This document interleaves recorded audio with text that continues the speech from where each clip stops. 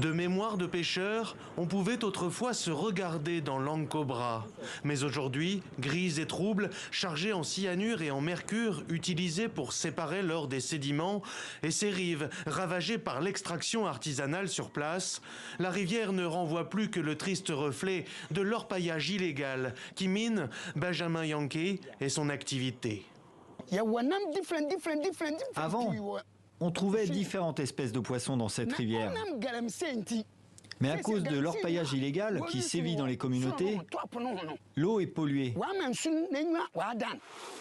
À tel point que selon la Société nationale de production d'eau potable, le Ghana risque de devoir en importer dès 2030, s'il n'est pas réprimé d'ici là l'extraction illégale de l'or. Le galamsey, comme on dit ici, contraction de gather and sell, récolter et vendre.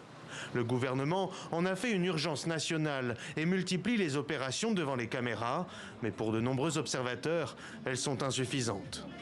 Ce que nous constatons, ce n'est pas une lutte acharnée contre l'orpaillage illégal. C'est plutôt une approche, disons, qui traîne des pieds, d'une lenteur excessive, alors que nous savons ce qu'il faut faire. Nous savons où se trouve le problème, mais nous ne faisons que le contourner. Alors, en attendant que le gouvernement ghanéen passe des discours aux actes, loin de la capitale, 450 km plus au nord, Jema et ses 15 000 habitants tentent de s'organiser face à cet orpaillage illégal qui pollue leurs cours d'eau et l'avenir de leurs enfants. Quand ils commenceront à gagner de l'argent en travaillant sur les sites d'orpaillage illégal, l'école ne les intéressera plus.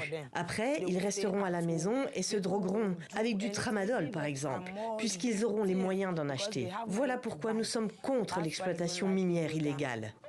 Une crainte qui, à mesure de voir se répandre le galamsey, s'est transformée en intransigeance. Ici, la loi confère aux chefs locaux le pouvoir d'établir et de faire appliquer le droit coutumier. Alors depuis 2015, Jema a interdit toute activité minière sur son territoire. Les habitants de Jema considèrent cela comme un héritage. Jema, pas de galamsey. C'est devenu notre slogan. À Jema, une brigade citoyenne s'est aussi formée. Elle patrouille à la recherche d'activités minières et a le pouvoir d'appréhender des suspects pour les remettre à la police, ce qui n'est pas sans risque. On reçoit des menaces de mort parce que les orpailleurs pensent qu'on les empêche de travailler. On les prive de leur principale source de revenus alors qu'ils nous considèrent comme des ennemis. C'est une menace sérieuse et permanente. Mais pour les habitants de Jema, le prix à payer pour retrouver des eaux propres et sans risque pour la santé est inestimable.